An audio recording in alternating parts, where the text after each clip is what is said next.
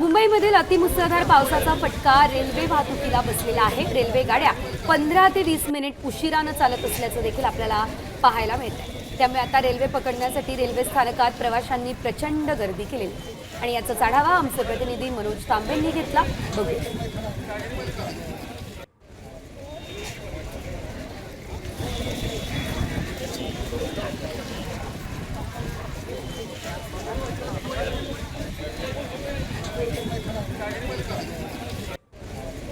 मुंबईमध्ये होणाऱ्या अतिमुसळधार पावसामुळे रेल्वे वाहतूक जी आहे ती कोलमडलेली असल्याचे पाहायला मिळत आहे। सध्याला मी आहे विरार या रेल्वे स्थानकाच्या या ठिकाणी। एकंदरीत जर पाहिलं तर याच ठिकाणी रेल्वे पकडण्यासाठी चाकरमान्यांची मोठी गर्दी झाल्याचे पाहायला मिळत आहे। परंतु रेल्वे वाहतूक ही 15 ते 20 मिनिटं उशिराने असल्यामुळे आता चाकरमान्यांना रेल्वेची वाट पाहावी लागत आहे। मुंबईमध्ये पडणाऱ्या अतिमुसळधार पावसामुळे याचा थेट फटका हा रेल्वेच्या वाहतुकीवर होताना पाहायला मिळतोय।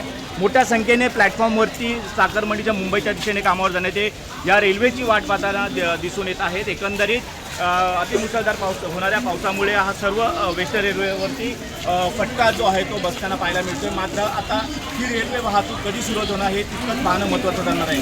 जर्नलिस्ट महेश गोयलसह मनोज तांबे, साम टीव्ही, विरार।